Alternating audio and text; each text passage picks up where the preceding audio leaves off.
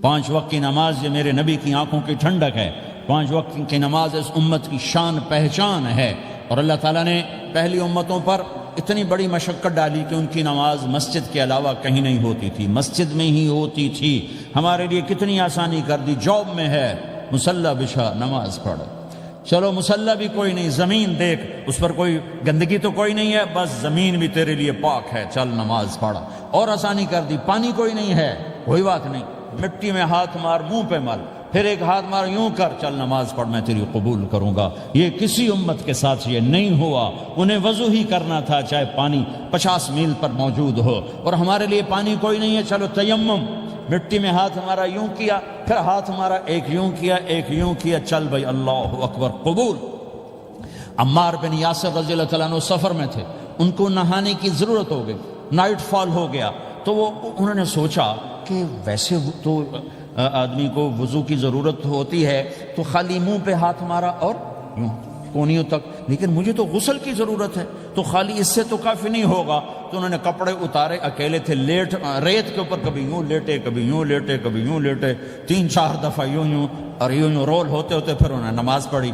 آئے اللہ کے نبی کی بارگاہ میں، یا رسول اللہ مجھے رات کو نہانے کی ضرورت پڑ گئی، تو میں نے کہا وضو کے لیے تو خالی یہ 2 دفعہ کرنا کافی ہے، تو یہ تو نہانا تھا، تو میں تو ریت میں خوب رول ہوتا رہا۔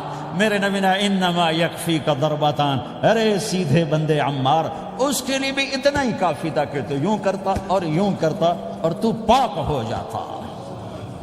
اللہ نے اس نبی کے طفیل، اس محبوب مصطفیٰ صلی اللہ علیہ وسلم کے طفیل، اللہ نے کیا کیا سہولتیں اور آسانیاں ہمیں عطا فرمائی۔ پھر نماز 4 کی 2 رکعت کر دی کہ بھئی تم مسافر ہو 2 پڑھو، روزے میں سفر میں روزہ معاف کر دیا، بعد میں رکھ لینا، بعد میں رکھ لینا، قضا کرنے کا حکم، بالکل چھوڑنے کا نہیں۔ اور کہا کہ بھائی مریض ہو چھوڑ دو، مسافر ہو چھوڑ دو، اور نماز 2 رکعت کر دو، سنتیں چھوڑ دو۔ ابن عمر رضی اللہ تعالیٰ عنہ بیٹھے تھے تو انہوں نے 2 رکعت پڑھ کے بیٹھ گئے، تو ان کے خادم نے کہا سنتیں نفل نہیں پڑھو گے؟ کہا اگر پڑھنا تو 4 فرض پڑھتا میں، میرے اللہ نے معافی دے دی تو میں کیوں پڑھوں؟ میرے نبی نے سفر میں سنتیں نہیں پڑھی کبھی، اپنی امت کو سہولت دینے، فجر کی سنتیں 2 پڑھتے تھے، اس کے علاوہ سنتیں نہیں پڑھی تاکہ میری امت کو سہولت ہو، آسانی ہو۔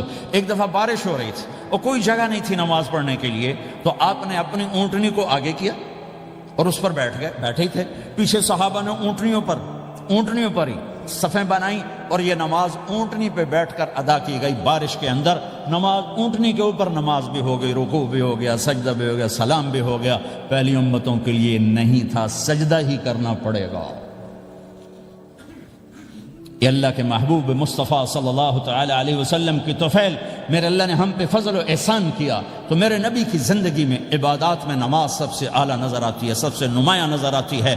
اور پھر بازار میں، گھر میں، دفتر میں، ماحول میں میرے نبی کے اخلاق، یہ زندگی کا دوسرا روشن پہلو ہے۔ میرے نبی کی ساری زندگی 2 لفظوں میں آتی ہے، عبادت اخلاق، عبادت اخلاق، یا 2 اور لفظ، حقوق اللہ حقوق العباد، حقوق اللہ حقوق العباد۔